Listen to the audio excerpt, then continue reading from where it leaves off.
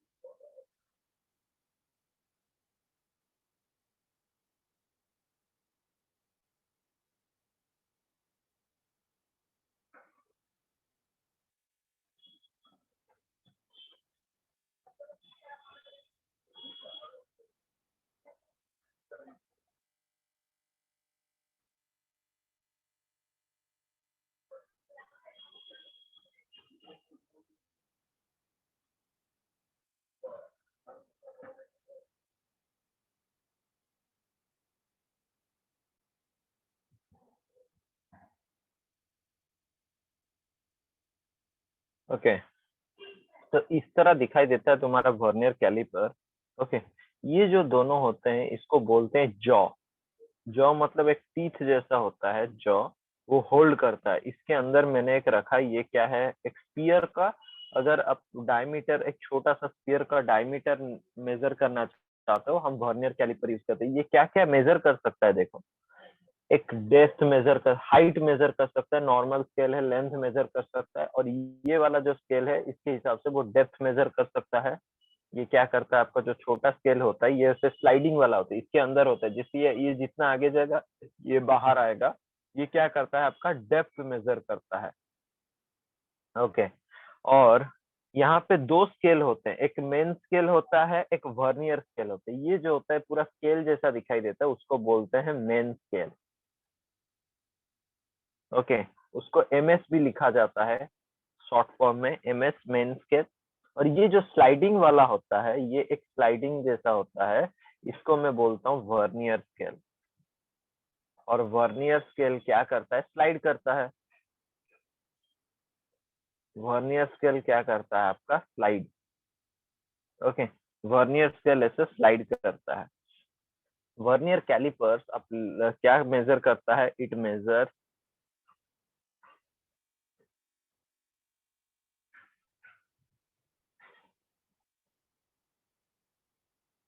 It measures length, diameter and depth.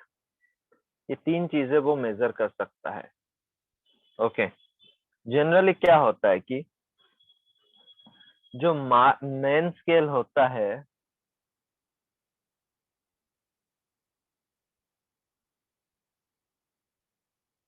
Generally MS main scale जो होता है is measured in MM. जो होता है वो एमएम में मेजर होता है। कैसे होता है देखो, देखो क्या होता है कि मान लो यहाँ पे 9 है, इसके बीच डिवीजन है आपका 10 डिवीजन है, 1 2 3 4 5 6 7 8 9, और ये हो गया आपका 9 और 10। ओके ओके, तो ये जो होता है तुम्हारा 9 से, ये जो 9 सेंटीमीटर है और 10 सेंटीमीटर के बीच आपका 10 गैप है। तो मेन स्केल डिवीजन मतलब ये 9 से ये जो एक ओनली स्मॉल बार जो होता है, इसको मैं बोलता हूँ, ये पूरा जो होता है आपका, ये जो स्केल में होता है, ये जो छोटा सा एक इंटरवल होता है, उसको बोलते हैं एमएसडी, मेन स्केल डिवीजन। जो 9 के बाद जो 9.1 होता है, वहां से जो गैप होता है वो लेंथ को बोलते हैं 1 एमएसडी। तो 1 main scale division, 1 main scale division, तो 1 एमएसडी जो होता है वो होता है 1 सेंटीमीटर। एक का वैल्यू कितना होता है? 1 centimetre divided by total 1 centimetre divided by 10। कितने डिविजन है? 10। तो एक का वैल्यू, एक यहाँ पे एक लेंथ का वैल्यू कितना हो जाएगा? 0.1। देखो मैंने क्या किया, 9 टू के 10 के बीच कितना गैप है? 1 सेंटीमीटर। भाई उनके बीच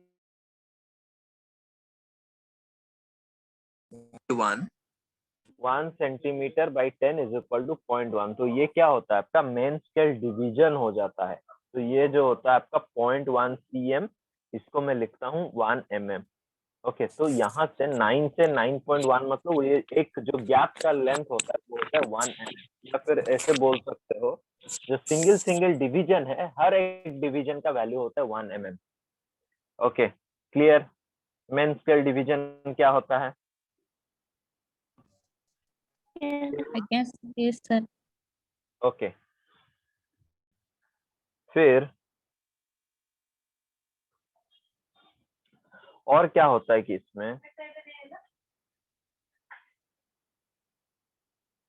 it consists of a main scale over which a main scale के ऊपर एक वर्नियर स्केल होता है, over which A vernier scale can slide along the length, can slide along the length.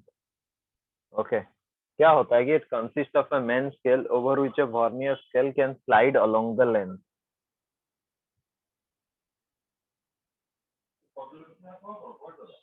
मतलब यहाँ पे एक आपका है, ऐसा है कि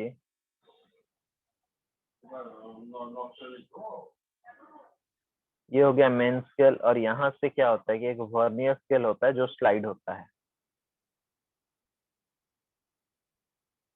तो एमएस के ऊपर, मेन स्केल के ऊपर एक वर्नियर स्केल होता है वीएस, जो स्लाइड करता है। इसको मैं क्या बोल सकता हूँ? Vernier scale.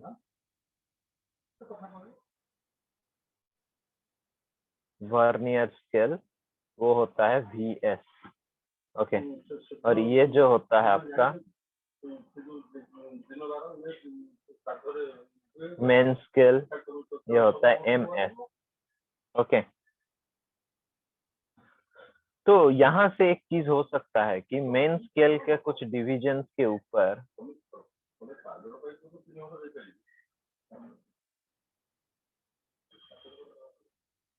ये जो मेन स्केल के ऐसे डिवीजन होता है, तो उसके ऊपर अगर वर्नियर स्केल आता है तो वर्नियर का कुछ डिवीजन ऐसे उसके ऊपर ओवरलैप करते हैं।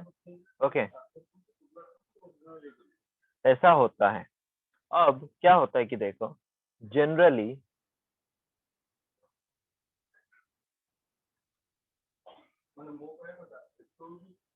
The division of generally the divisions of vernier scale are smaller in size than the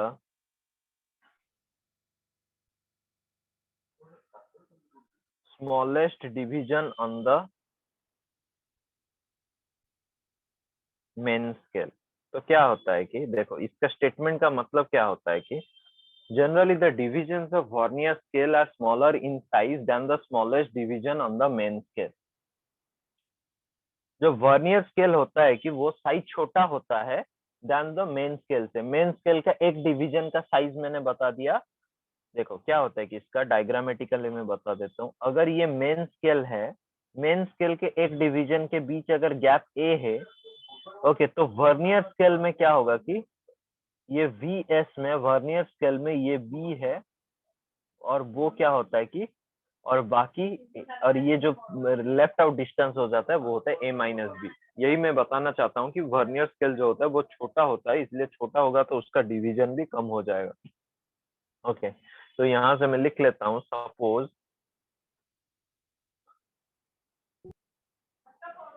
the division on main scale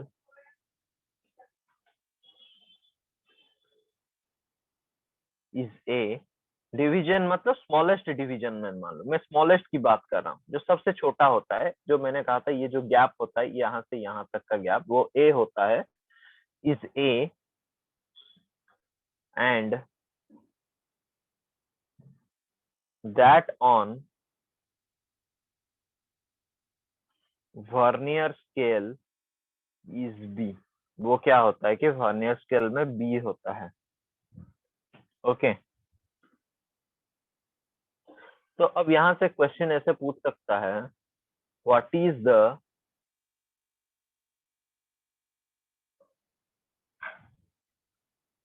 smallest measurement you can make. देखो सबसे छोटा कौन सा अब तुम मेजर कर सकते हो वर्नियर स्केल में या फिर मेन स्केल में, पूरा वर्नियर कैलिपर समझ लो। देखो सबसे छोटा क्या है, बी, तो वही बी को तुम मेजर कर सकते हो, तो आंसर क्या होगा कि यहाँ पे आंसर इज बी। ओके, लेकिन देखो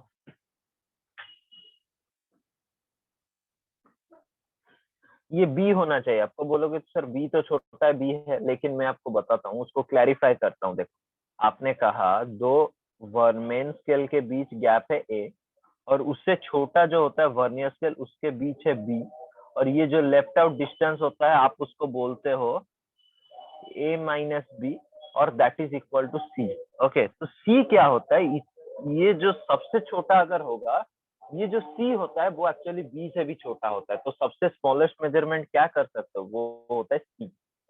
ओके, ध्यान से समझो ये बात को, तो C is the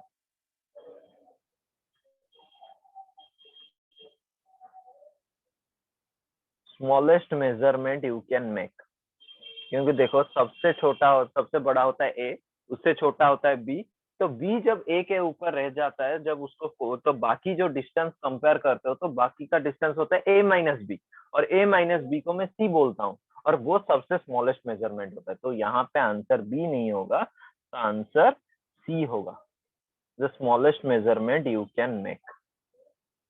okay, clear, तो बी नहीं सी होगा। क्लियर? सर और एक बार थोड़ा समझ में नहीं। ओके, बता देता हूँ। देखो आपको क्या किया मैंने, देखो सिंपल सी बात है, आपका एक मेन स्केल होता है, मेन स्केल में मैंने कहा कि एक एक पॉइंट यहाँ पे, ओके, ये कोई एक 9 सेंटीमीटर और 10 सेंटीमीटर के बीच ये जो डिस्टेंस में बोल रहा हूँ ये क्या है, मान लो ए। ओके, गैप जो है ए, उसके नीचे आता है ये क्या है, मेन स्केल, उसके नीचे होता है बी। अब वर्नियर स्केल छोटा होता है, तो बोल रहा है कि वो होता है बी होता है, तो ये रेस्ट वाला डिस्टेंस क्या हो जाएगा उसके कंपैरिजन में, तो ये A-B, यहाँ तक सबको समझ में आया या नहीं? जी सर। ये B है तो ये A-B होगा। क्वेश्चन पूछा है इस स्केल में सबसे छोटा मेजरमेंट कौन सा कर सकते हो, देखो ये दिखाई दे रहा है बड़ा, लेकिन ये एक्चुअली इससे छोटा है। ओके, मैं इसको ऐसे कर लेता हूँ। ओके,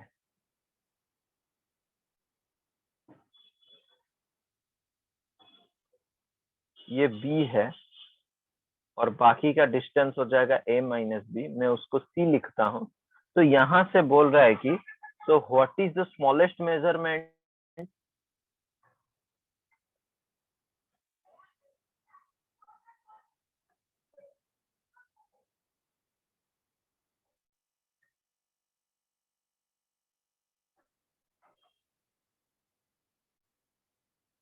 स्मॉलेस्ट मेजरमेंट क्या हो सकता है, बहुत लोग को लगा कि बी छोटा है, नहीं बी से तो छोटा है, A-B है, तो A-B जो सी लिखता हूँ वो एक्चुअली सी है, तो यहाँ से ये जो सी होता है, तो C is the smallest distance, क्योंकि ये डिस्टेंस छोटा है बी से, तो स्मॉलेस्ट डिस्टेंस जो होता है वही मेजरमेंट होता है, स्मॉलेस्ट डिस्टेंस और measurement you can make. Okay, तो ये C क्या है? जी sir. C is A minus B. Clear? जी sir.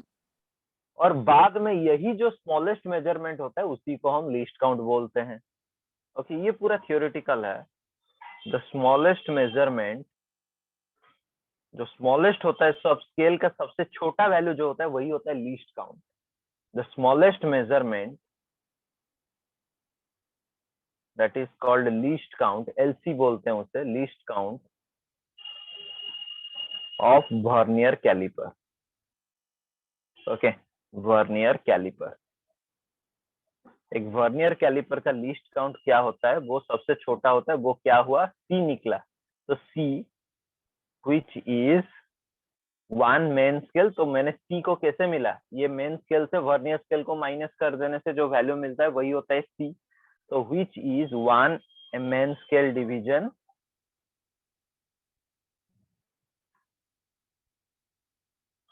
Minus one vernier scale division. तो यहां से एक बात पता चला, इसीलिए हम क्या बोलते हैं, मेन स्केल डिवीजन को MSD बोलते हैं और वर्नियर स्केल डिवीजन को VSD बोलते हैं। तो इसीलिए लीस्ट काउंट का फॉर्मूला बहुत हाइप क्रिएट करता है। ये वो होता है one MSD minus one VSD। अब पता चला कॉन्क्रीट हुआ क्यों हम उसको बोलते हैं। हम उसको डायरेक्टली फॉर्मूला बता देते हैं हम स्कूल कॉलेज में कि वन लीस्ट काउंट को याद रखो, one main scale division minus one vernier scale division. लेकिन ये क्यों हुआ पता है? जब मेन स्केल का वैल्यू अगर A होता है, फिर वर्नियर स्केल का B होता है, तो लेफ्ट आउट डिस्टेंस होता है वो सबसे छोटा होता है। और ये नियम होता है, जो छोटा होता है वही सबसे, जो उसी को लीस्ट काउंट मानते हैं। तो यहाँ पे ये जो होता है आपका लीस्ट काउंट है, least count is equal to one MSD minus one VSD। तो अगर ये A है, उसके नीचे B है, और उसके साइड में जो होगा ये हो जाएगा आपका C। ओके, तो C को क्या लिखते हैं? A minus B। A क्या है? Main scale division minus one vernier scale division. Clear? जी सर। अब मान लो आपके पास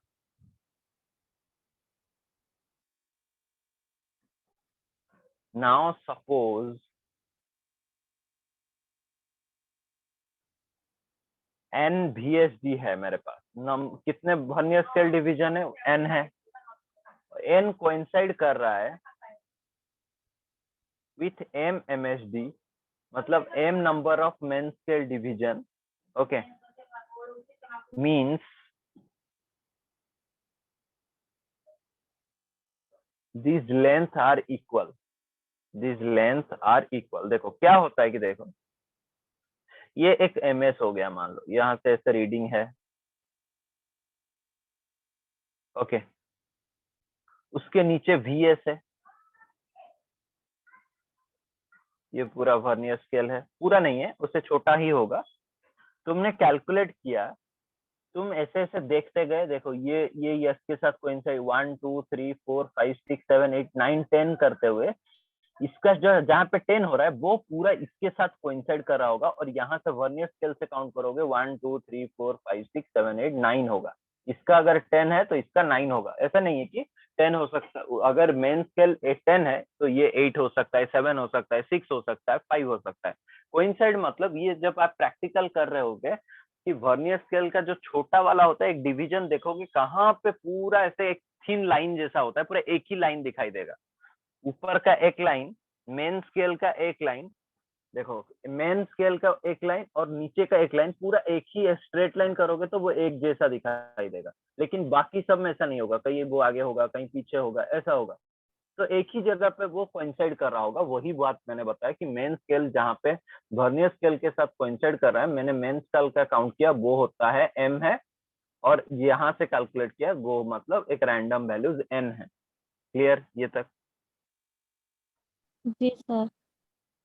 तो आपको क्या होता है कि MSD, अब मैं क्या बताऊंगा, जब M MSD किसके VSD के साथ इक्वल हो रहा है, तो क्या मैं लिख सकता हूँ M इंटू MHD, कितना number of MHD, M MHD किसके साथ इक्वल हो रहे हैं, N VHD के साथ, ऐसा लिख सकता हूँ। कोइंसाइड मतलब दोनों इक्वल हो रहे हैं, मतलब यहाँ से यहाँ तक का लेंथ जितना, यहाँ से भी यहाँ तक का लेंथ दोनों का सेम है, बस एक स्केल में वही। देखो क्या है कि इसको सिंपल भाषा में बताऊंगा, एक स्केल ले लो। ओके, एक स्केल का यहाँ से 5 से है और यहाँ से 10 तक है, और यहाँ पे मैं बोलूंगा ये 1 to 5 है। क्या दोनों का लेंथ तो सेम है, लेकिन लोग उन दोनों का नंबर अलग अलग है, लेकिन लेंथ तो जी दोनों का सर। सेम है ना। बस मैं वही जी किया। यहाँ पे डिविजन कितने थे, M MHD is equal to N VHD, वही किया मैंने।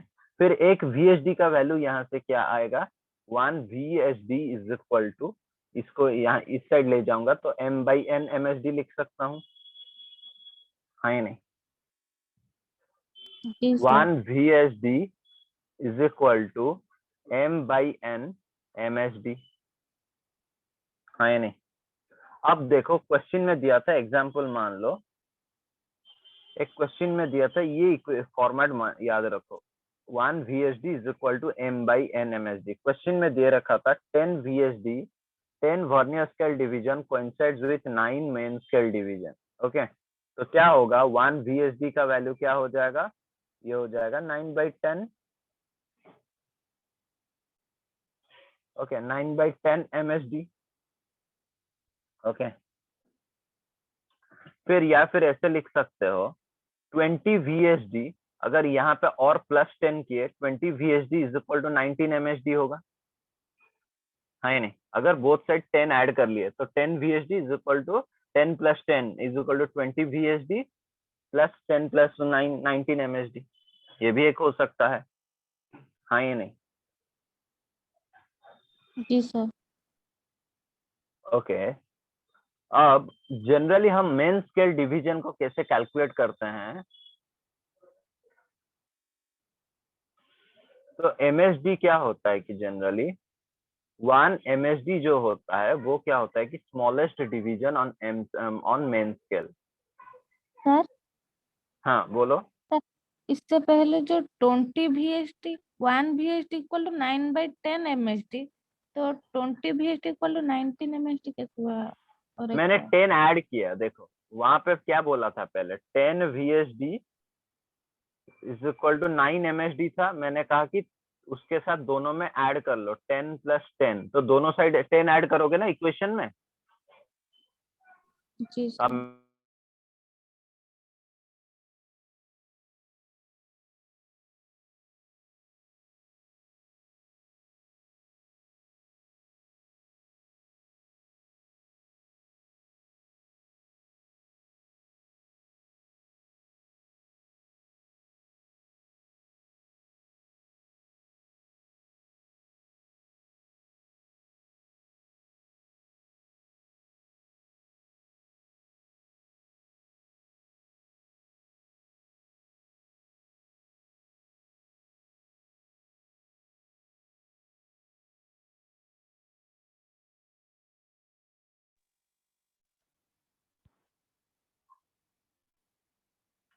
तो 10 + VHD, 10 + 10 VHD is equal to 10 + 9 MHD, तो बोथ साइड कर दोगे तो ये क्या हो जाएगा, 20 VHD is equal to 19 MHD। Okay, clear हुआ ये कैसे हुआ। सर, ये जो 10 ऐड होता है, वो 10 हाँ, माने अलजेब्रिक 10 ऐड होता है या 10 लेंथ VHD लेंथ या? बोल, 10 मतलब 10 डिविजन। ओके, मैंने कहा कि एक्स्ट्रा 10 डिविजन में ऐड करूंगा तो दोनों साइड करना पड़ेगा। जी सर। ओके, देखो क्वेश्चन करने से क्लियर हो जाएगा। MHD क्या होता है, जनरली स्मॉलेस्ट डिवीजन होता है ऑन मेन स्केल।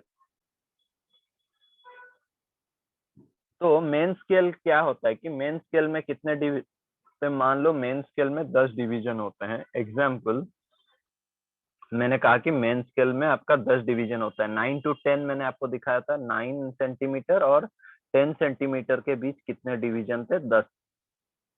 तो क्या होता है कि main scale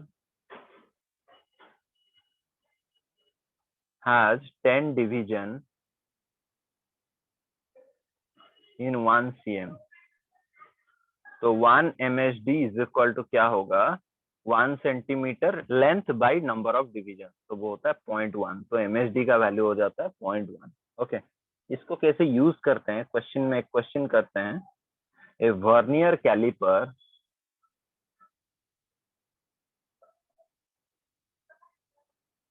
has 1 mm mark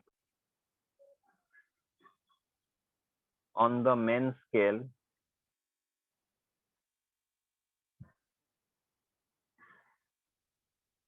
it has 20 equal divisions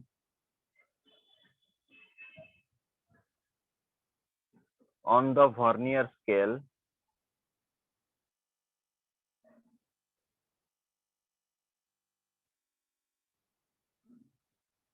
which match with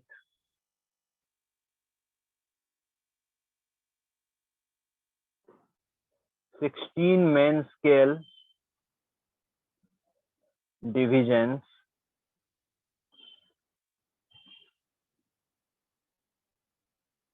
for this vernier calipers the least count is dash। देखो ऑप्शन है आपके पास 0.02 mm, 0.05 mm, 0.1 mm, 0.2 mm। Okay, तो यहाँ पे क्या होता है कि 1 MSD is equal to 1 mm होता है, गिवन होता है, ये दिया है, और बोल रहा है कि 20 VSD किसके साथ कोलाइड कर रहे हैं, 16 MSD के साथ। ओके, MSD जो होता है VSD से कम होता है हमेशा, ये याद रखना। तो 1 VSD क्या हो जाएगा, ये हो जाएगा 16/20 MSD, और MSD का वैल्यू क्या होता है, 1 mm है, तो इसको मैं लिख सकता हूँ 16/20 इंटू 1 mm दिया है, तो ये हो जाएगा 16/20 mm। क्लियर? जी सर। ओके, एक मिनट रुको।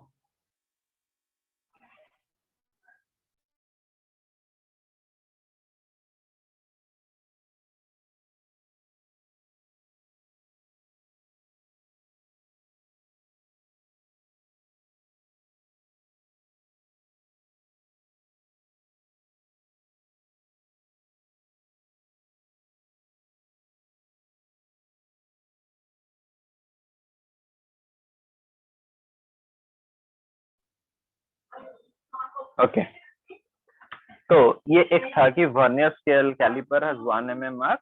तो मैंने क्या की, ये याद रखो कि NVSD is equal to MSD, और MSD जो होता है वो ज्यादातर VSD से कम ही होगा।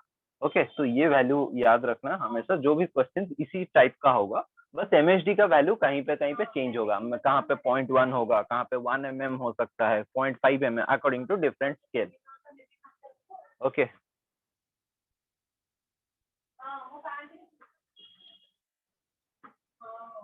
क्लियर? जी सर। ओके,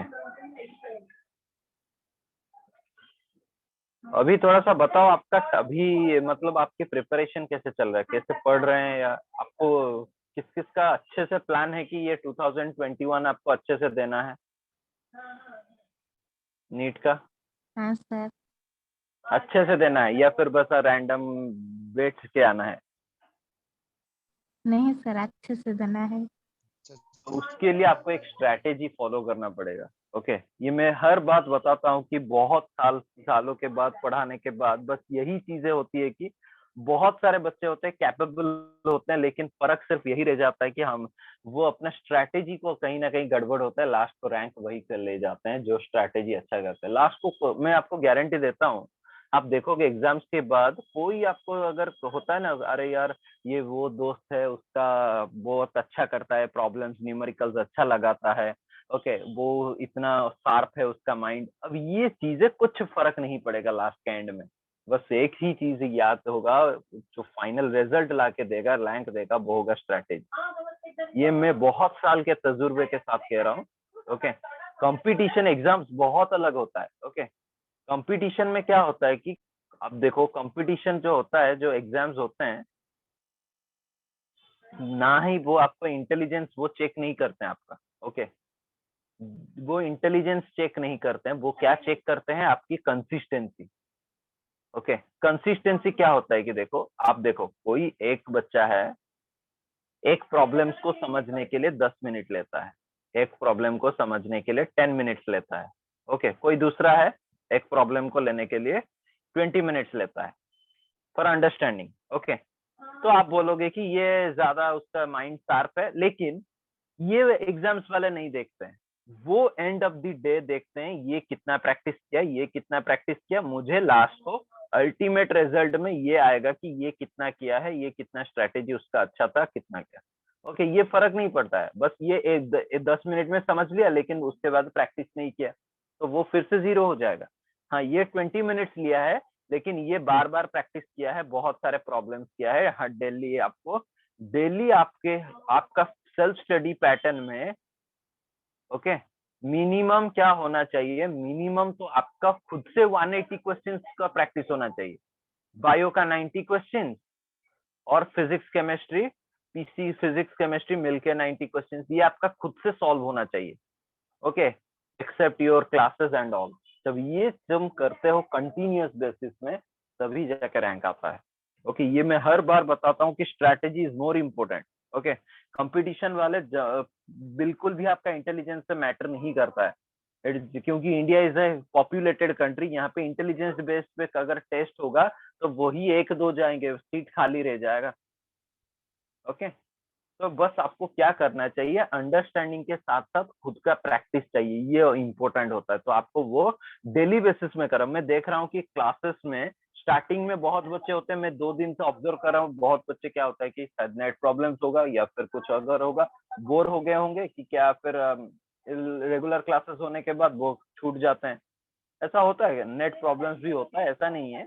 पर क्या करना है कि अब ये ज्यादा होता है कि अब जो 10th 11th 12th की पढ़ाई थी, वहां पे क्या होता है कि नॉर्मल था भाई, पूरा नॉर्मल से होता है कि आपका 40 मिनट का क्लास होता था, पढ़ाई पढ़ाई पढ़, आपको बता देते हैं, आप आके प्रीवियस ईयर क्वेश्चन जाके आपको रट लेते थे, बस हो गया। लेकिन यहाँ पे अलग होता है कि आपको क्वेश्चंस के साथ साथ हर क्वेश्चन में अलग अलग स्ट्रैटेजी आ जाती है, लेकिन बेस जो होता है वो सब में सेम होता है। जैसे ये जो बेस हो गया, मैंने वर्नियर स्केल का कहा कि N V H D is equal to M M H D, तो ये एक कांस्टेंट वाला हो गया।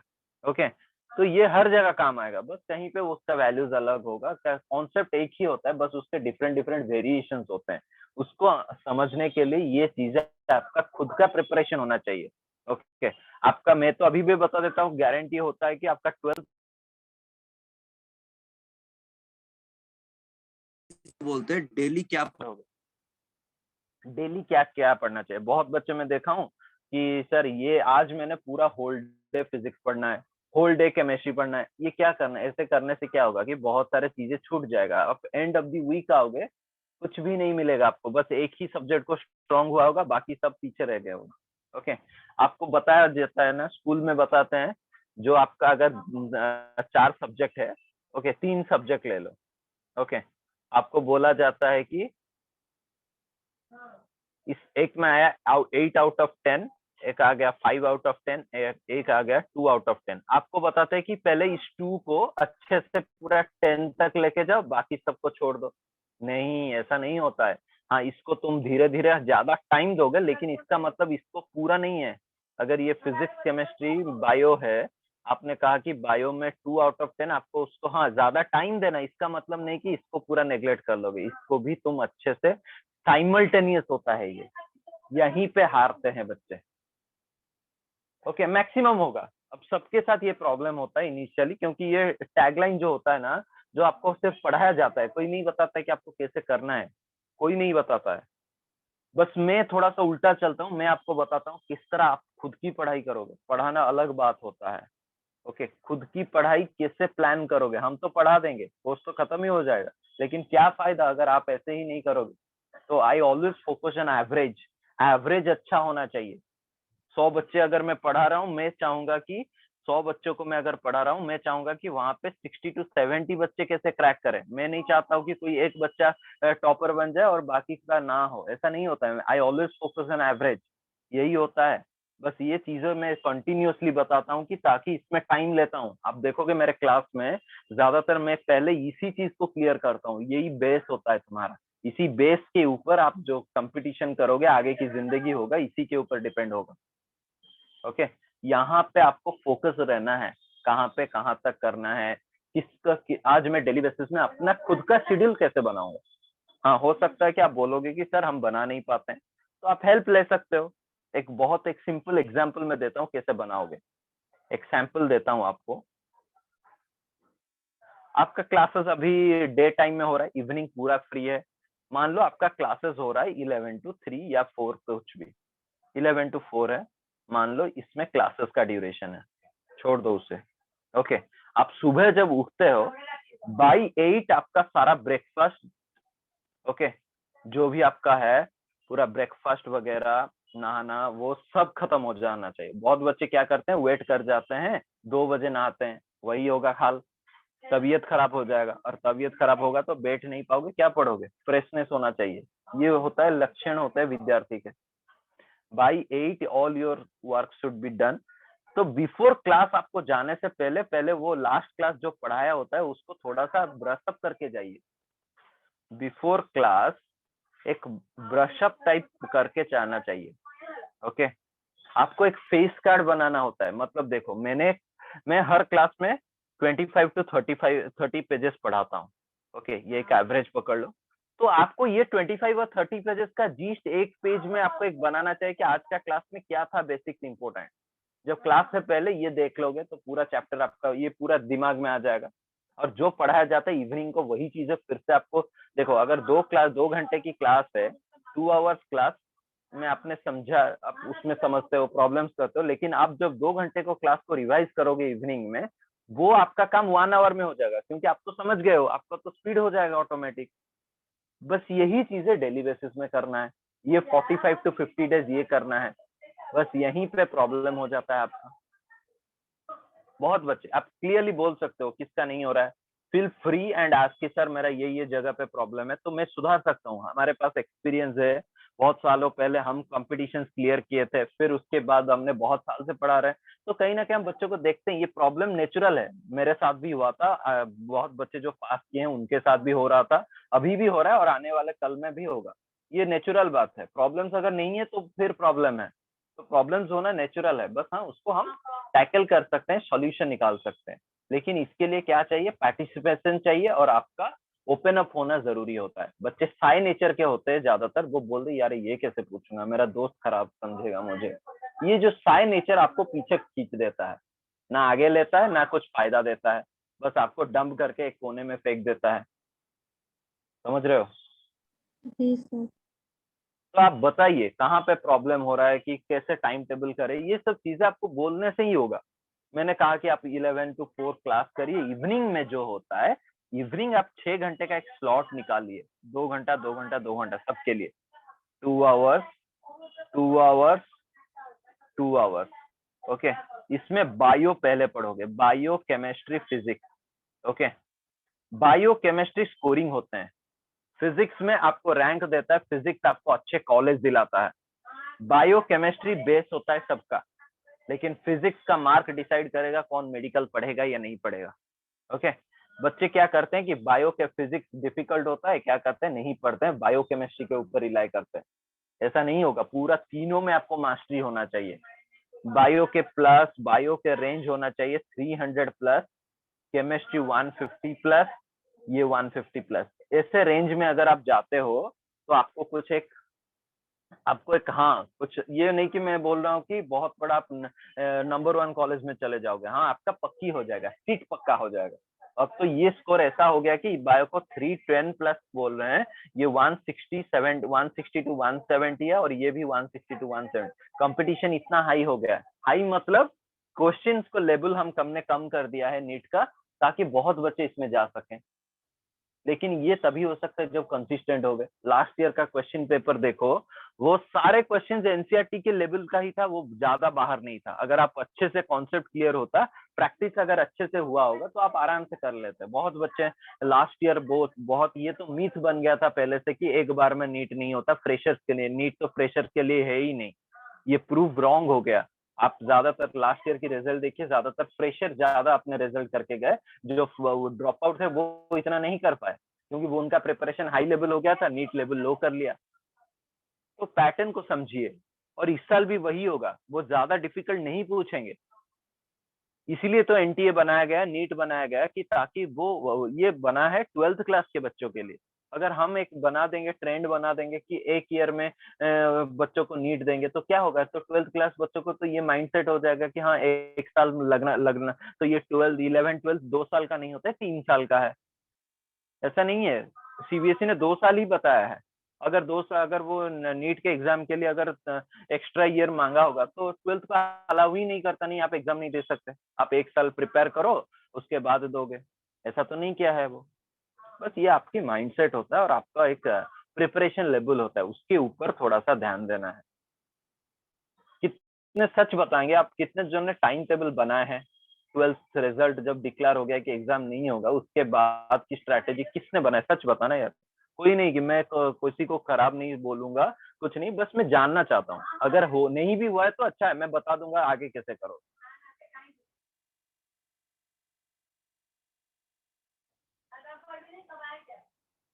कौन किया है एक्चुअली, बताओ।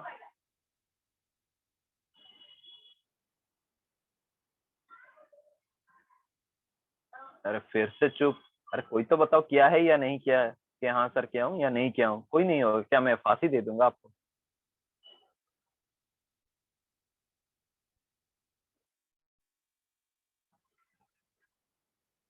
बताइए। सर हम ड्रॉपर हैं, हमने किया था। आप ड्रॉपर है, आप तो बनाया होगा पूरा साल का।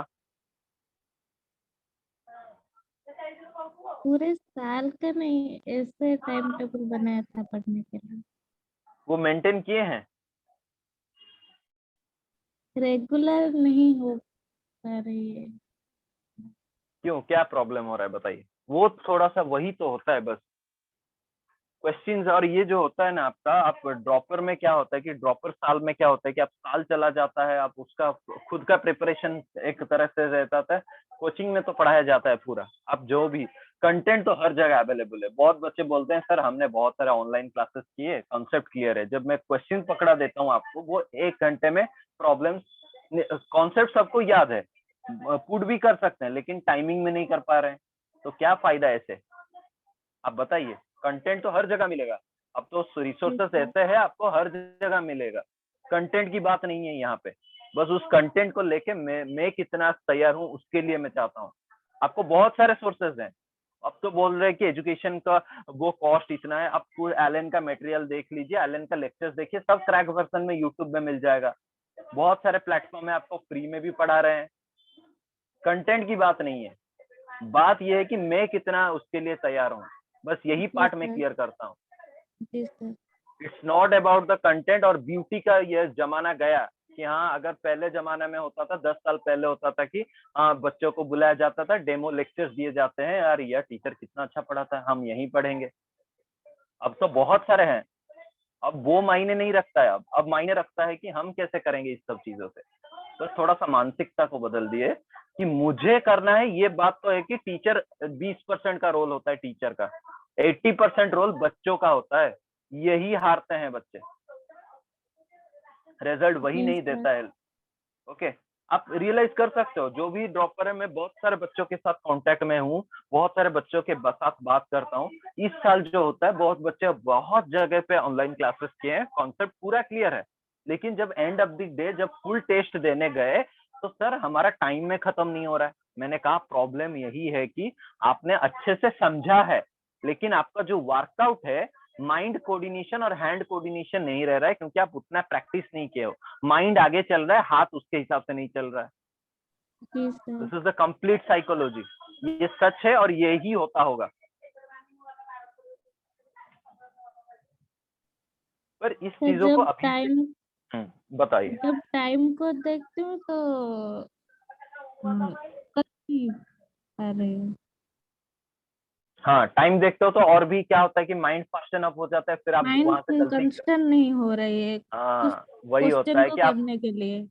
हाँ फिर क्या होता है कि वो आप क्वेश्चन फर्स्ट, हम जानते हैं, जानते हैं, हाँ। बाद में कर पाते हैं, कर पाते हैं बस लेकिन उस उसी वक्त टाइम में कर नहीं पाते। होता है। जी सर। हाँ, वही होता है कि लैक ऑफ प्रैक्टिस ही है।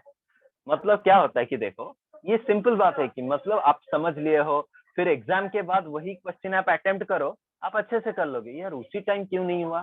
क्योंकि एक हैंड और एक क्या होता है कि माइंड और हैंड कोऑर्डिनेशन रहता है।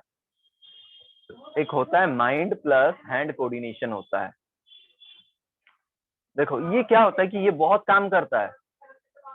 मैं माइंड को समझ लिया, लेकिन कोऑर्डिनेशन के लिए मुझे प्रैक्टिस तो उतना कर जरूरी है। मैं इसलिए बोलता हूँ कि जो भी आप रॉ कॉपी में है, जो क्वेश्चंस आप उसमें पूरा डिटेल सॉल्व करिए। ऐसा नहीं कि आंसर देख ले फिर टिक मार लिए, नहीं ऐसा नहीं है। आप उसको अच्छे से जब प्रैक्टिस कर रहे हो ना, पूरा सॉल्यूशन बेस्ड में चलो। वो सॉल्यूशन जितना फास्ट आप करोगे ना, आपका हैंड स्पीड उतना होगा, और उसके हिसाब से आपका क्या होगा कि जब क्वेश्चन इतनी बार जब प्रैक्टिस होगा, वो कॉन्सेप्ट दिमाग में जाएगा। और कॉन्सेप्ट जब जाएगा, जब फाइनल एग्जाम में होगा, नीट जब दे रहे होगे, तब वहां पे सॉल्व नहीं करोगे, वहां पे टिक मार के आ जाओगे। लेकिन जो एग्जाम्स होते हैं उससे पहले, उसमें आप पूरा सा सॉल्व करिए।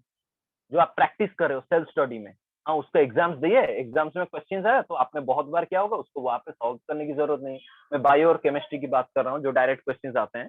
फिजिक्स में तो हाल ही नीट में वैसे ही ऐसा कुछ 10% ऐसा एप्लीकेशन बेस्ड आता है, जिसमें आपको थोड़ा सा वर्कआउट करना पड़ेगा। बाकी वही रेगुलर पैटर्न जैसा प्रीवियस ईयर क्वेश्चन बेस्ड के ऊपर आता है। ओके, तो ये सब चीजों को अच्छे से पूरा पकड़ना है। ओके, अब बहुत बच्चे, अब एक वेबिनार हम कर रहे थे, अब बच्चों ने कहा कि सर कंटेंट तो बहुत अच्छा है। मैंने कहा आप अब तो ऐसा ये टाइम आ गया कि आप खुद से पढ़ सकते हो बिना मेंटर के। मेंटर मतलब आप ऑनलाइन जो होता है, लेकिन वो आप क्रॉस चेक कैसे करोगे, यही तो पार्ट होता है। अब it's come inside the me circle. अब आउटसाइड एनवायरनमेंट कुछ फर्क नहीं पड़ता है, ये सेंटर में मी सर्कल काम करता है। मैं कितना होता है, मैं क्रॉस चेक कौन करेगा मुझे? हाँ पढ़ लिया, टेस्ट दे दिया, नंबर आ गया, लेकिन एनालिसिस कौन करेगा? खुद करना पड़ेगा। ये तो नहीं होता है ना। तो इसीलिए बोलते हैं एक मेंटर की जरूरत होता है, जो लाइवली आपको साथ लाइव टू लाइव बात कर सकते हो, आप शेयर कर सकते हो। प्रॉब्लम्स क्या होता है वो होता है। अब एक मशीन थोड़ी आपको एनालाइज कर सकता है, वो स्कोर बता सकता है। They can give only data, वो आपको डाटा दे सकता है। मशीन जो होता है, जो ऐप में पढ़ाई हो रहा है, जहां पे भी हो रहा है, ऑनलाइन एजुकेशन में आपको डाटा मिल सकता है। उस डाटा से आप क्या कर सकते हो, सीख सकते हो। ये डाटा से सीख सकते हो और इम्प्रूव कर सकते हो। लेकिन ये इम्प्रूव तभी होगा जब आप अपने आप को क्लियर करना है। जब अपने आप को क्लियर किया होगा तभी जाके इम्प्रूव होगा। ओके, तो ये जी सब चीजों को ध्यान दीजिए। अभी भी टाइम है, ऐसा नहीं है कि अब तो कॉन्सेप्ट क्लियर है, बस प्रैक्टिस की जरूरत है। बस आपको सेल्फ स्टडी को थोड़ा सा इंक्रीज करना है, बहुत अच्छे से करना है, और ये हो जाएगा। ऐसा कोई नहीं है कि हाँ कोई नहीं है, बस आपको एक एफर्ट देना है। आपको पहले आपको दिमाग को वो जो आपको अपने आप को सेट करना है कि हाँ मुझे इतना ही करना है। जब माइंड ऑब्जर्व कर लेगा कि मुझे मैं ये कर सकता हूँ, तो बाकी ऑटोमेटिक हो जाएगा।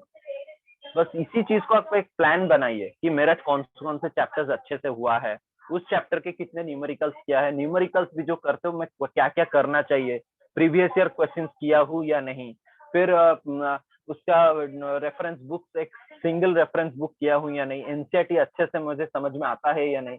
ये सब चीजें करने के बाद आप फिर एग्जाम्स में बैठिए, जो भी टेस्ट सीरीज हो रहे हैं। लेकिन टेस्ट मिस मत करिए। अगर हाँ अच्छा नहीं हो रहा है तो कोई प्रॉब्लम नहीं, उस टेस्ट को क्वेश्चन लीजिए, देखिए क्या है, क्या क्या क्वेश्चन था, मेरी तैयारी कैसे था, ये सब करना पड़ेगा। ये होता है एग्जाम स्ट्रेटेजी। क्लियर? जी सर। Yes sir. वो सब चीजों को अच्छे से देखो, बाकी सब हो जाएगा। ऐसा नहीं है कि ठीक है। एक क्वेश्चन देखते हैं, next question. Ji sir.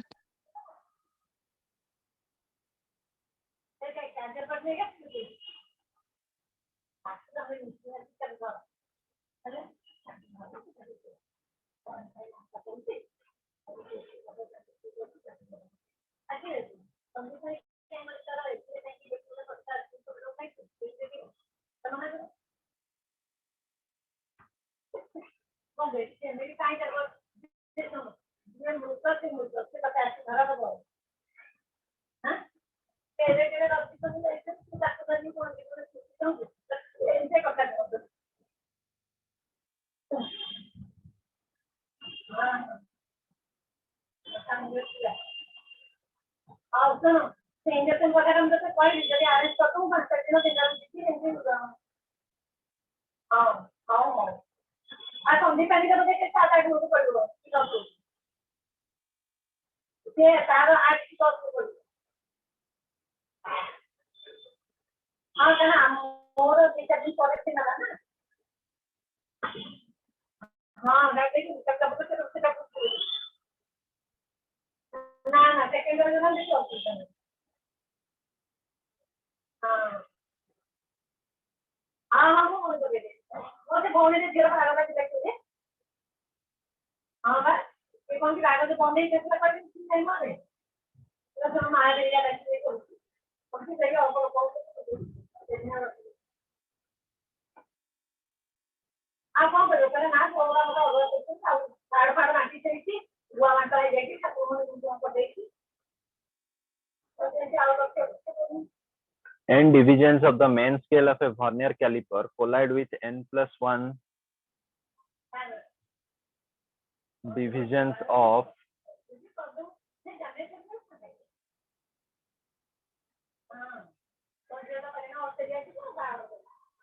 vernier scale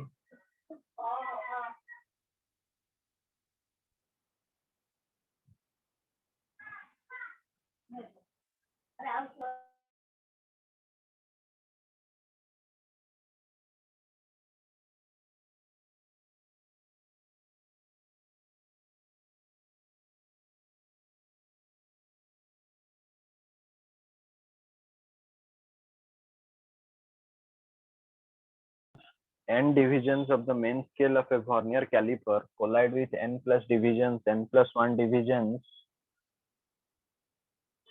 of vernier scale if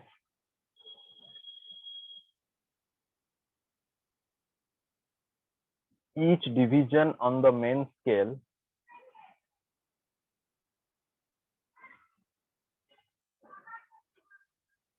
is of a units.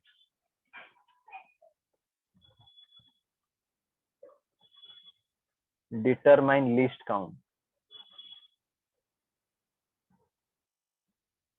Okay क्या है दे रखा है कि क्वेश्चन में दिया है का एक एमएसडी का वैल्यू कितना है ए और n प्लस 1 डिवीजन क्या होता है कि n एमएसडी किसके साथ काम आ रहा है n plus 1 division of VHD. तो आपका एक वीएचडी का वैल्यू क्या हो जाएगा n by M n plus 1 MSD, हाँ या नहीं। और एमएसडी का वैल्यू कितना है a, तो 1 वीएचडी का वैल्यू हो जाएगा n by n plus 1 into A.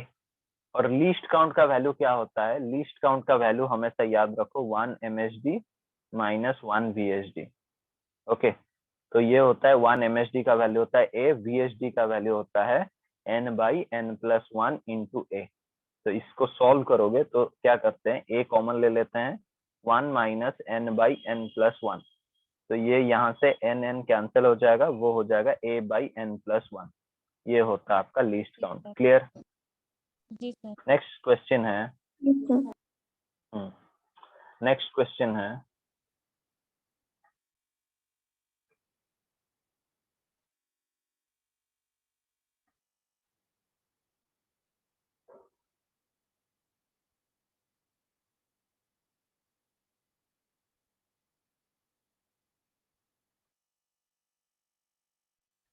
the main scale of a vernier caliper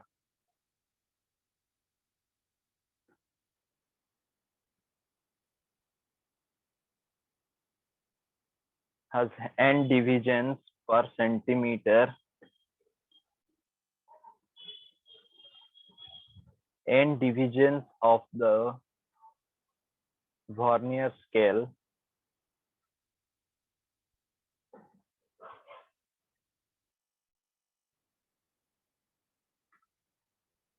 coincides with n minus 1 divisions of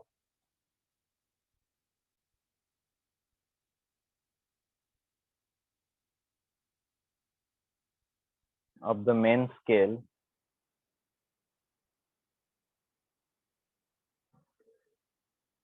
The least count of the vernier caliper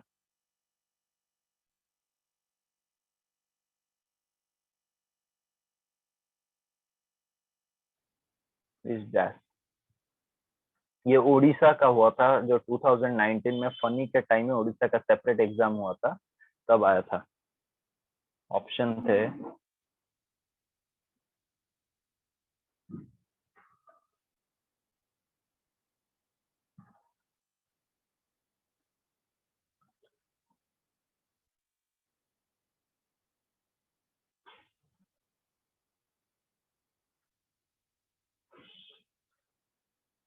okay.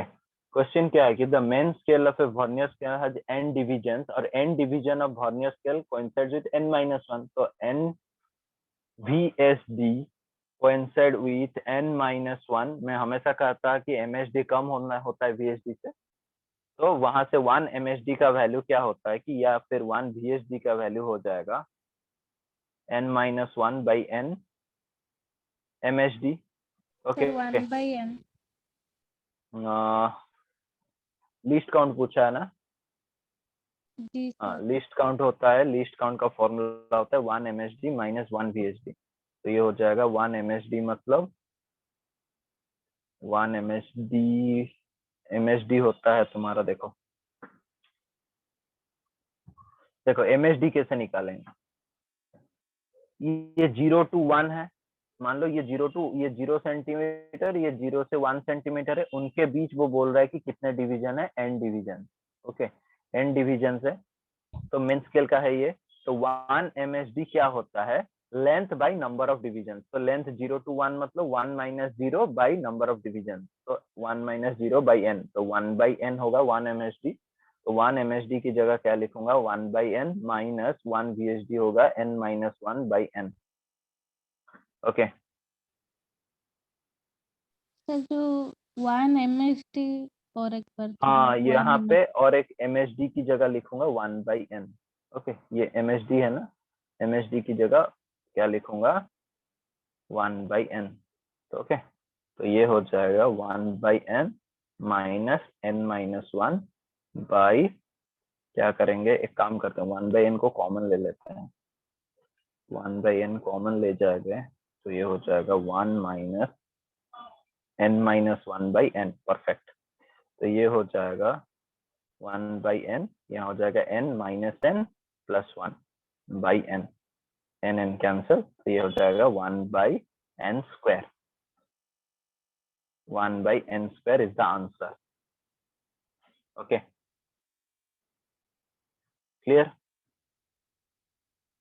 है बोलिए। वहाँ जो 1 MSD इक्वल टू 1/n निकाल हाँ, 1 वहाँ by, थोड़ा और एक बार।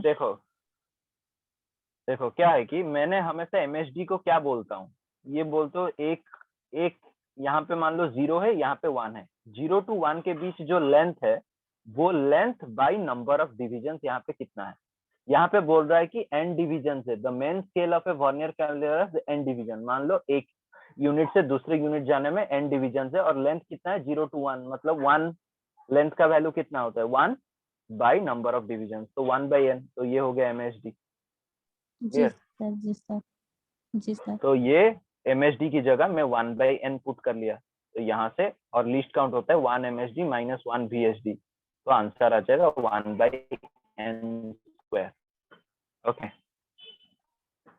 जी सर।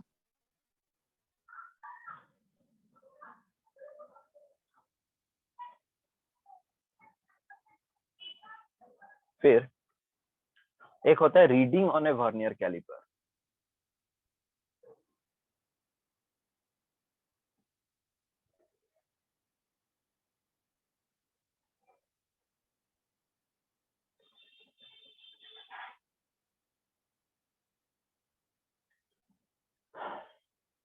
देखो मान लो if we have to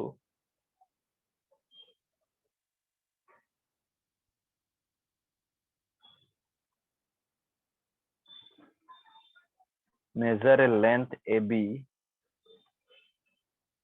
the end A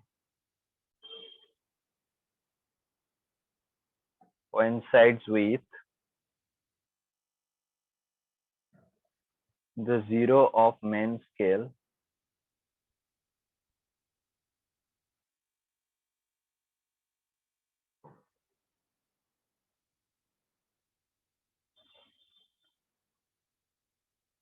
the end B lies between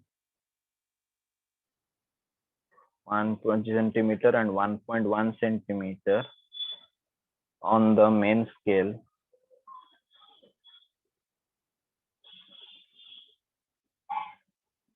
then क्या होगा कि देखो ये 1 सेंटीमीटर ए बी का जो लेंथ है वो 1 सेंटीमीटर के बीच और 1.1 सेंटीमीटर के बीच लाई कर रहा है। तो ये कुछ ऐसा कंडीशन है। तो अब क्या देखते हैं, क्या चेक करते हैं उसको मेन स्केल। एक लीस्ट काउंट लेते हैं। Least count of vernier caliper का एक होता है, मान लो एक ऐसे वर्नियर कैलिपर लिया मैंने जिसका लीस्ट काउंट होता है तुम्हारा 0.01 सेंटीमीटर। ओके, तो उस स्केल में ए बी का लेंथ हमें करना है। ये हो गया मेरा वर्नियर कैलिपर।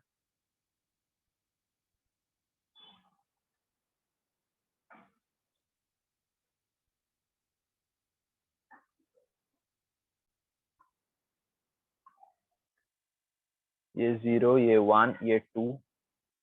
ओके, मान लो ये ए और बी का ऐसा हुआ कि बी कहीं पे ऐसा है कि यहाँ पे है मेरा वर्नियर स्केल, ये होता है ए बी का लेंथ हो जाएगा। फिर तो ए बी का देखो यहाँ पे क्या होता है कि ये जो रीडिंग है वो ऐसे आते आते आते यहाँ पे कोइंसाइड कर रहा है, बाकी जगह कोइंसाइड नहीं कर रहा था, यहाँ पे कोइंसाइड किया, फिर उसके बाद वहां पे और कोइंसाइड नहीं किया। ये क्या है, वर्नियर स्केल। ओके, ये होता है तुम्हारा main scale. Okay, here we can see, हम क्या बोल सकते हैं, can see the fifth division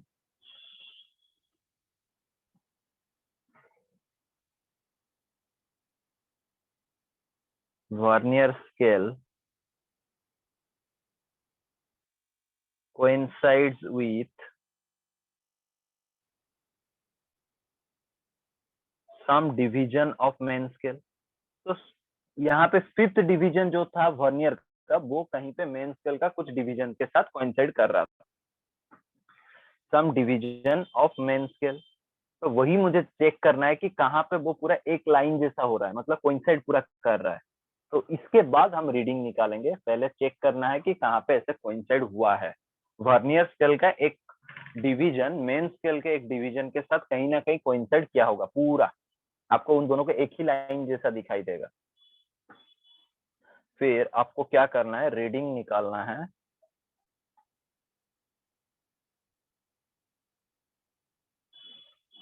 तो finding reading,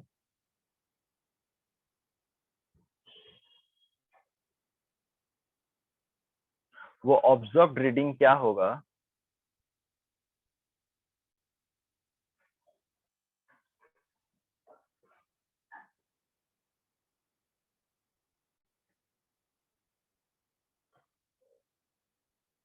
main scale reading उसको एमएसआर बोलते हैं, plus vernier scale reading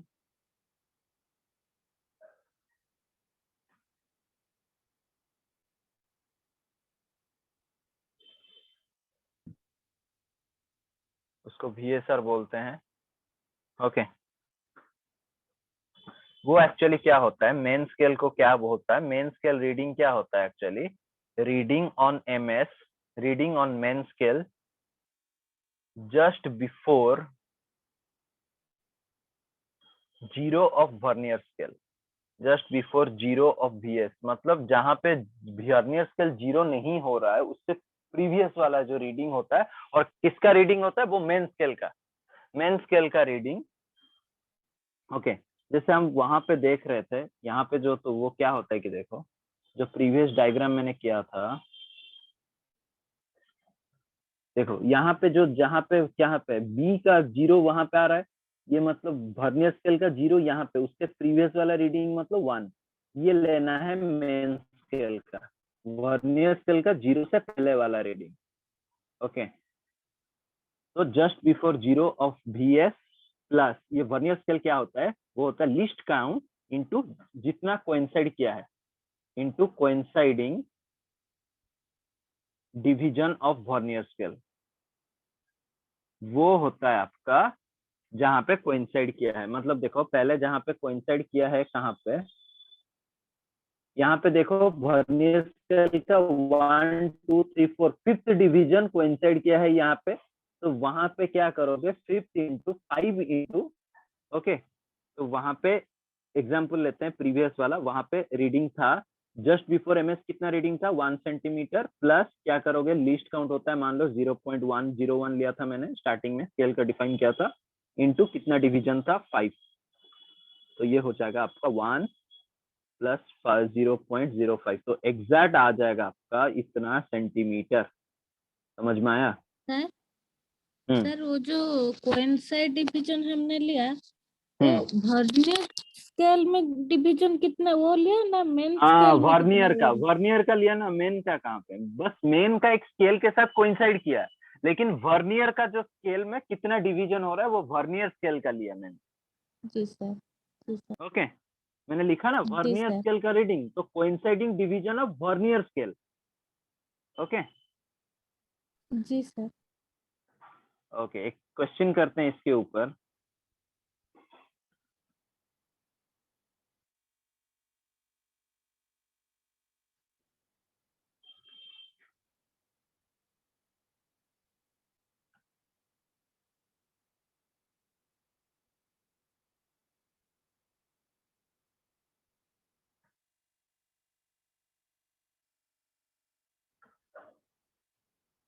In a vernier caliper,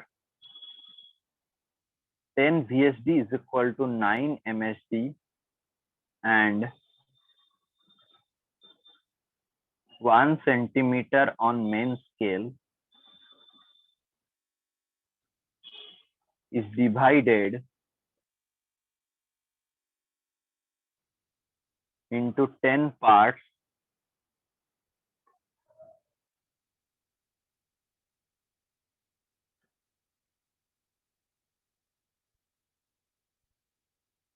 while measuring the length of a line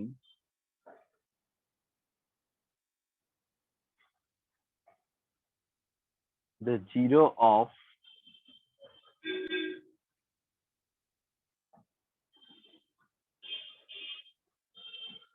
vernier scale is just ahead of 1.8 centimeter mark and fourth division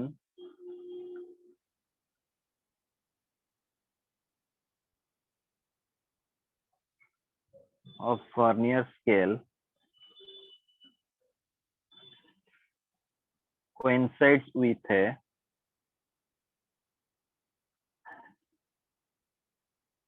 main scale division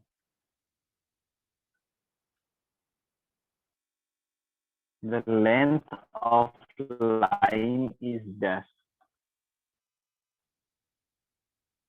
option है 1.80 cm plus 1.840 cm plus 1.804 cm plus 1.844 cm। मैंने क्या किया था पहले देखो कि main scale का अगर यहाँ पे डायग्राम ऐसा होता है, ये मेन स्केल डिवीजन होता है, उसके छोटा होता है VSD वर्नियर स्केल। ओके, बोल रहा है कि यहाँ से जो यहाँ पे वर्नियर स्केल का 0 होता है उससे प्रीवियस वाला देखो वो वैल्यू लो, उसके बाद देखो वो वर्नियर स्केल का कौन सा डिवीजन मेन स्केल के साथ पूरा एग्जैक्टली कोइंसाइड कर रहा है। तो वो बोल रहा है कि इस क्वेश्चन में कि measuring the length line the zero of the vernier scale is just ahead of 1.8 centimetre, मतलब इसका वर्नियर स्केल का 0 जो है वो 1.8 से आगे है। तो वो जो रीडिंग के लिए मैंने कहा था रीडिंग इज इक्वल टू क्या होता है, वो mark low, mark before 0 of vernier scale, तो वो हो गया 1.8 plus least count into coinciding division, coinciding value of vernier scale. Okay, तो लीस्ट काउंट का वैल्यू कुछ दिया है यहाँ पे, लीस्ट काउंट निकालने के लिए ये रिलेशन दे दिया है 10 VSD is equal to 9 MSD। तो एक बात यहाँ से पक्की हो जाएगा कि 1 VSD is equal to 9/10 MSD। Okay, और यहाँ पे दे रहा कि 1 सेंटीमीटर के पास 10 पार्ट है, तो एमएसडी का वैल्यू क्या हो जाएगा, main scale division is equal to length by number of division, तो 1/10 मतलब 0.1, तो ये हो जाएगा 9/10 into 0.1। Option B sir, option B. हाँ, बी इज करेक्ट। ओके, तो यहाँ से लीस्ट काउंट होता है MSD minus VSD, 1 MSD minus 1 VSD, तो ये वैल्यू हो जाएगा 1 एमएसडी मतलब 0.1 माइनस 9/10 इंटू 0.1, तो ये लिस्ट काउंट क्या हो जाएगा, लिस्ट काउंट का वैल्यू हो जाएगा 0.1 माइनस 0.09, तो that is equal to 0.01 centimetre, तो यहाँ से हो जाएगा 0.01, कोइंसाइड कहाँ से कर रहा है, and the fourth division of vernier scale coincides with the main scale, तो यहाँ पे 4 लेना है, तो ये हो जाएगा 1.8 प्लस 0.04, तो ये हो जाएगा आपका 1.84 सेंटीमीटर, तो 1.84 सेंटीमीटर नहीं है, 1.840 है, तो ये होगा आंसर। क्लियर? जी सर। ओके, और एक होता है कि एक जीरो एरर होता है,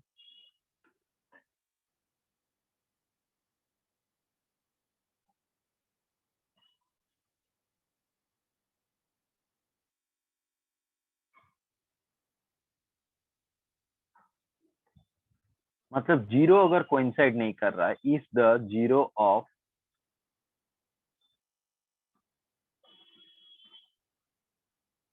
vernier scale before the measurement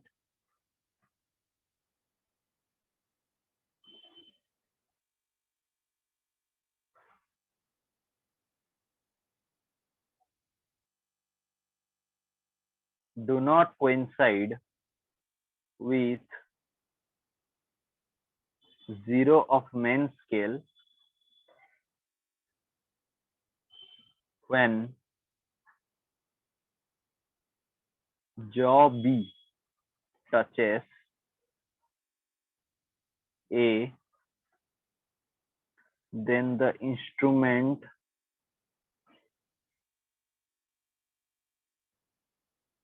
is said to have zero error।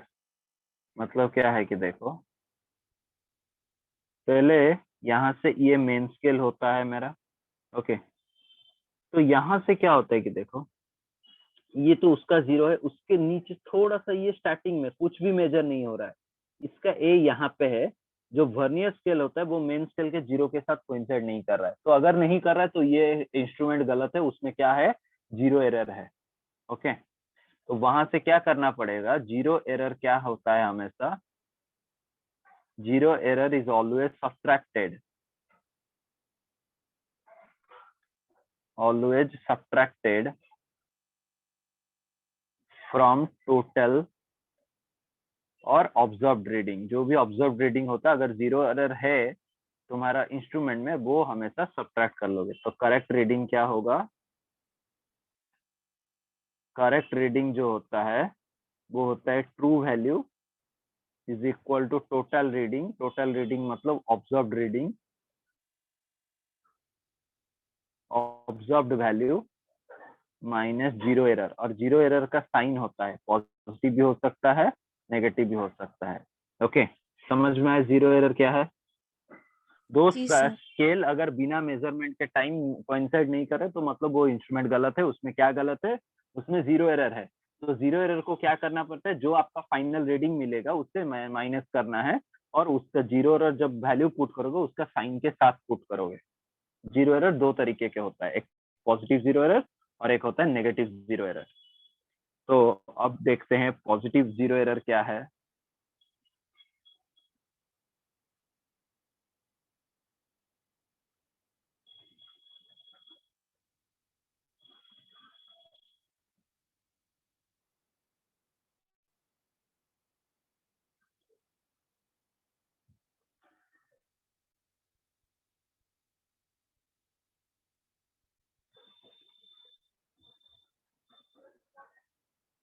1 और यहाँ से वर्नियर स्केल उसके साथ कोइंसाइड नहीं कर रहा है। ओके, जब when zero of vernier scale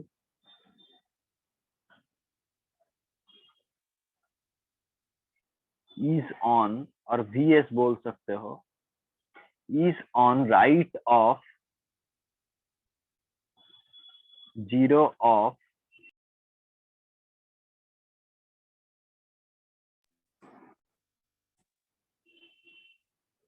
of main scale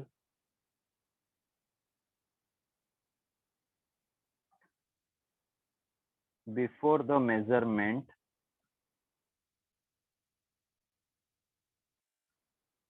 तो पॉजिटिव जीरो एरर होता है। मतलब ये जो वर्नियर स्केल का जीरो अगर राइट उसमें राइट में हो तो उसको पॉजिटिव जीरो एरर बोलते हैं। तो वो होता है positive error.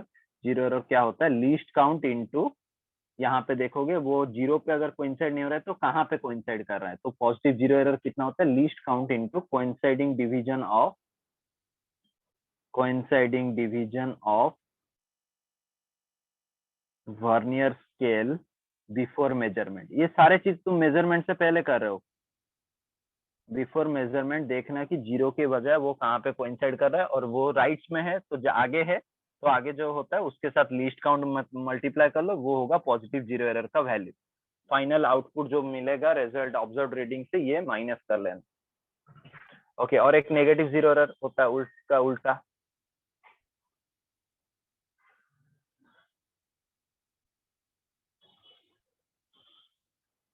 Okay, negative zero error तो क्या होता है कि यहाँ पे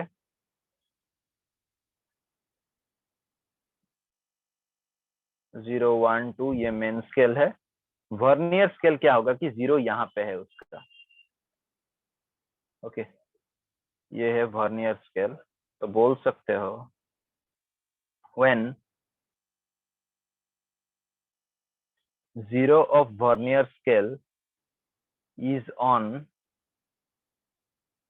right of zero of main scale,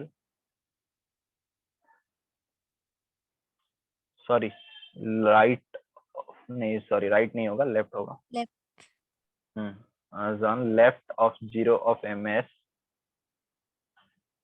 before the measurement। Okay, तो यहाँ से नेगेटिव जीरो एरर का वैल्यू क्या होगा?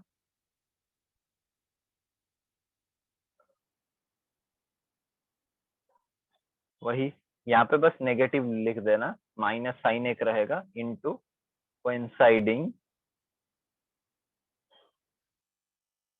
Division of vernier scale before measurement. Okay, clear? जी सर, जी सर।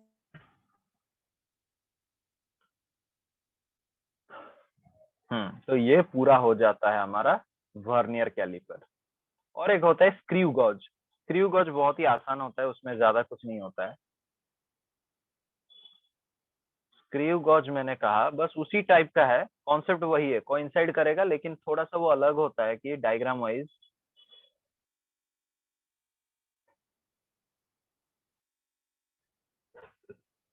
यहाँ पे एक यू जैसा होता है यहाँ पे,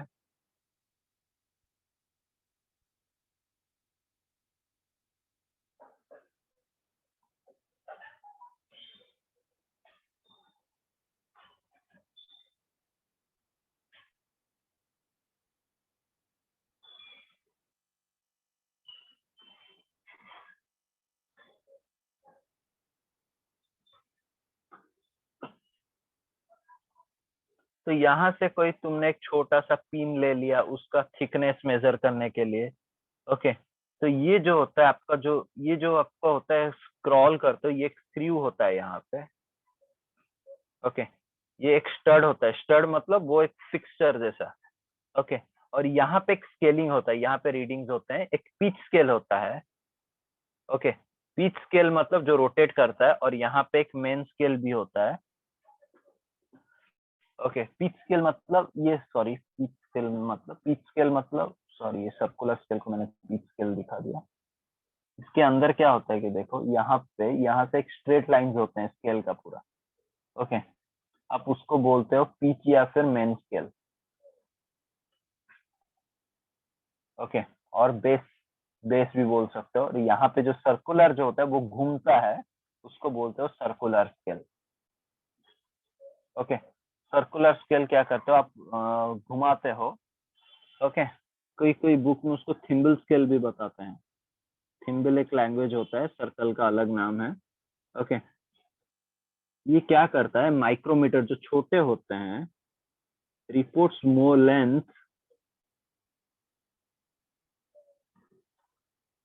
मोर एक्यूरेटली देन वर्नियर कैलिपर। बहुत ज्यादा एक्यूरेट होता है वर्नियर कैलिपर से, और छोटा छोटा चीज को यहाँ से मेजर किया जाता है। कैन मेजर लेंथ, ये भी वही करता है, मेजर में करता है, लेंथ मेजर करता है, डेप्थ मेजर करता है, थिकनेस मेजर करता है। Can measure length up to 8 decimal places, इतना अप्रोक्सीमेशन होता है उसमें, एक्यूरेसी जाता है 8 डेसिमल प्लेसेस। ओके, आपको एक यहाँ पे नया टर्म आएगा, पिच क्या है। पिच क्या होता है, देखो आपका एक एक्सिस होता है यहाँ पे एक रोटेशन होता है। तुमने जब उसको रोटेट किया, तुमने देखा इससे यहाँ से एक्सेल बाहर आ रहा है, तो एक रोटेशन में एक्सेल कितना लीनियर डिस्टेंस ट्रेवल किया, उसी को बोलते हैं पिच। ओके, पिच क्या होता है, डिस्टेंस बिटवीन, ऐसे अगर कर्व होते होते जा रहा है, ओके, तो यहाँ से यहाँ तक का जो डिस्टेंस होता है हॉरिजॉन्टल डिस्टेंस, मतलब एक सर्कल एक जगह पे बार बार रोटेट हो रहा है, तो यहाँ पे पिच 0 हो जाता है। लेकिन सर्कल अगर ऐसा हुआ तो कुछ यहाँ से कुछ तुम स्पीड दे दिए, तो ये सर्कल यहाँ पे नहीं घूमेगा, यहाँ से ऐसे ऐसे ऐसे ऐसे ऐसे आगे चलता जाएगा, ये कर्व बनता जाएगा। तो यहाँ से यहाँ तक का जो डिस्टेंस होता है उसको बोलते हैं पिच।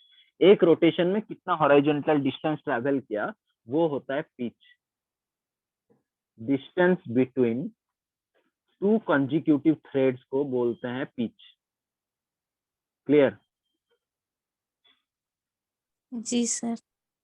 ओके, तो आपको फेमस डायलॉग क्या बता जाता है, distance moved by screw due to 1 rotation, वो भी सेम बात है। मैंने जो कहा एक रोटेशन में ये कितना आगे बाहर निकला, वो भी सेम बात है। हॉरिजॉन्टल डिस्टेंस कितना हुआ, distance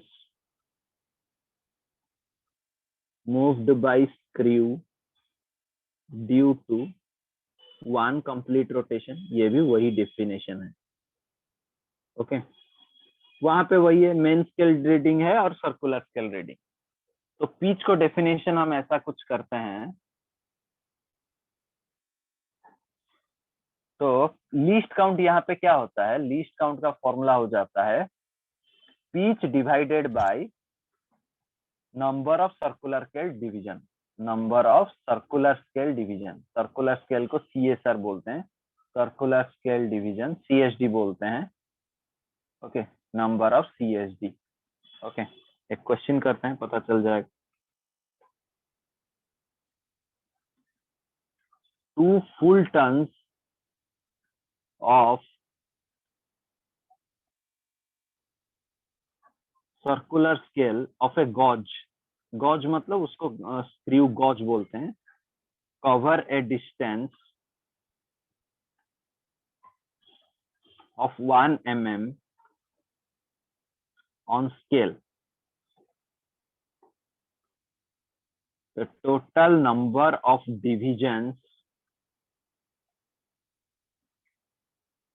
on circular scale is 50. Find the least count. Find the least count.